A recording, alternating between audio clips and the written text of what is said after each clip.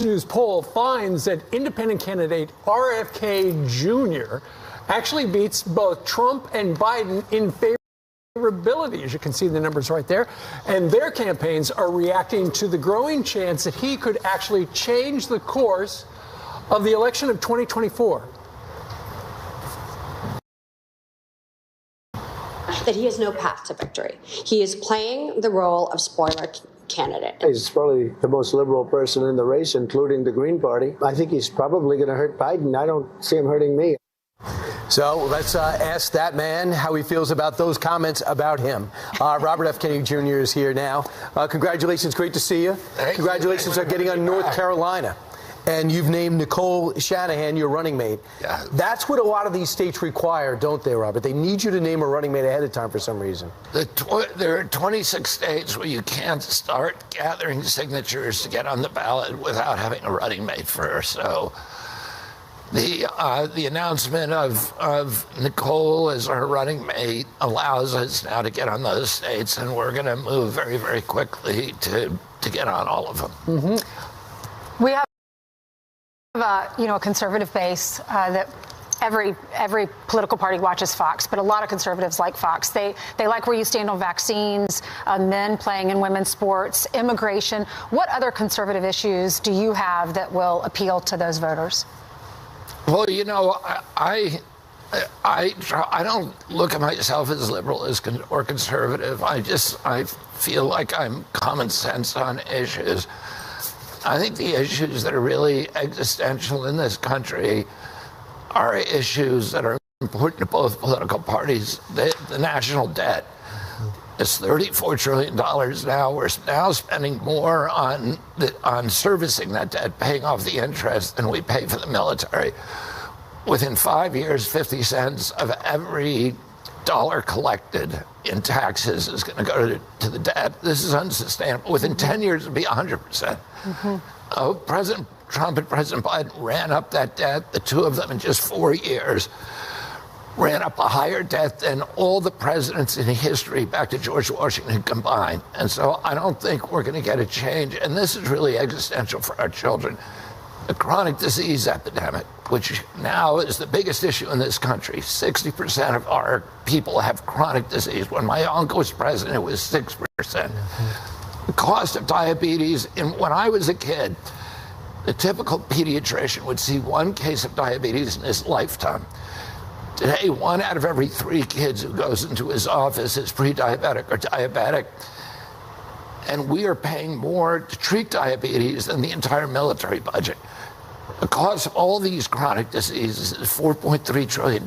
It's almost 5 times our military budget. It's more than any other country in the world. We are the sickest country in the world. Why is nobody ever talking about this? Why aren't our agencies telling us? Why has America got this problem and nobody else does? Right. Well, Robert, one of the big issues for Democrats they've talked about is the threat to democracy. You raised some eyebrows yesterday when you were comparing the former president to the current president. You said in an interview that you believe that Joe Biden is a bigger threat to democracy than Donald Trump. This is what you have to say. Watch. When people talk about the threat to democracy that Trump poses, do you really think that is an equal evil to Biden? I mean, listen, I can make the argument that President Biden is a much worse threat to democracy. Why did you say that?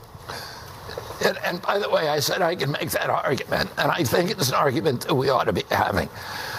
President Biden has done something that no other president in history has done, which is to order media, particularly the social media, Facebook, Twitter, Instagram, YouTube, Google, to censor his political opponents. And I can say this because I just won a lawsuit in the Federal Court of Appeals now before the Supreme Court, because he began censoring me 37 hours after he took the oath of office, swearing to defend the Constitution.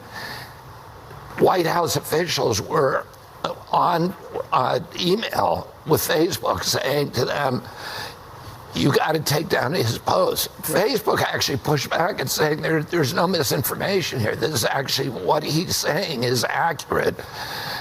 And they had to make up a new term called malinformation, which is information that is accurate but nonetheless inconvenient to, politically inconvenient. So there's been the First Amendment was put in the Constitution. Madison, Hamilton had it, said we put it, free expression, to guarantee the First Amendment, because all the other rights are dependent on it. If you have a president who can censor his political opponents, he has the license for any kind of atrocity. That is a genuine threat to our democracy. I think, what President Trump said about, about questioning the election and to the extent that he engaged in an effort to overthrow that, of course, that's a threat to democracy, but it is not the worst threat, undermining the First Amendment of our Constitution and then weaponizing the federal agencies to get his opponents off the ballot. And in my case, I just say particularly, denying me Secret Service protection. That's never happened in history. Do you think he's behind that? What? Do you think Joe Biden is behind? Of course he is. Does he know that your dad was assassinated? He has a bust of my father behind him at the Oval So how Office. does he sleep at night? Well, I don't know, but it's just not right.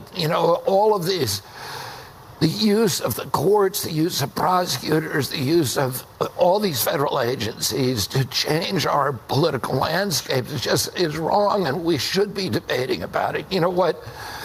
What President Biden did with his censorship project is he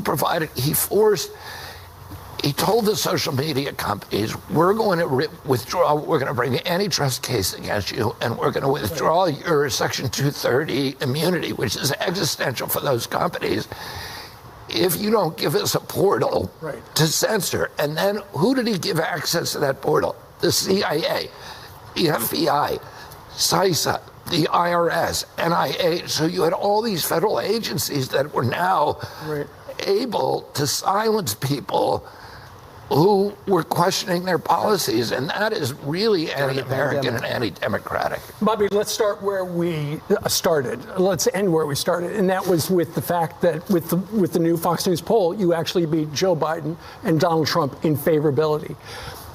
How much of that do you think is because of your take on the issues and your point of view, or is it, I'm just tired of the other two guys? I don't know. I mean, I can't tell you quantitatively. What does it feel like? Well, it feels like people are tired. People want somebody telling them the truth. They believe that the government lies.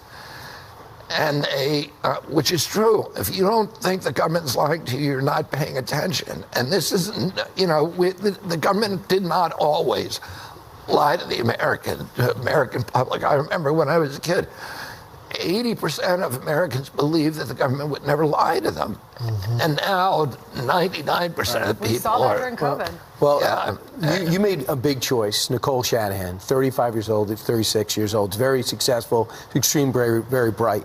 But there's nobody would think that she is anything but way left. She supported George Gascon. We know that in the past. She also came out and is called IVF one of the biggest lies that's being told about women's health today. So why would you pay, if you want to get Republican votes, why would your first major choice be someone who is so identified with the Democratic Party who supported Pete Buttigieg? And where do you stand on IVF? Well, I support IVF, but people should listen to what she says about IVF.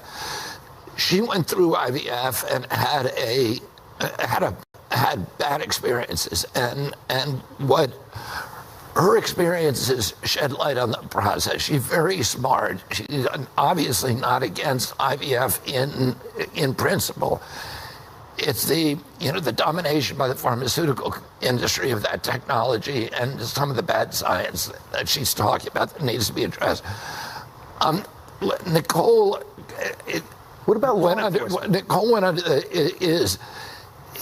in this, engaged, or let's say embarked on the same evolution that many of us did. I mean,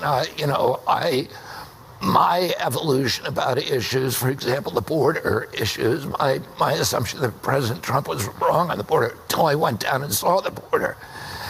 And I think a lot of us during COVID went through a philosophical evolution where we started questioning some of the orthodoxies. And Nicole went through that herself. Nicole, do you think she's ready to be president? Because that's one of the qualifications. Can she, day one, Did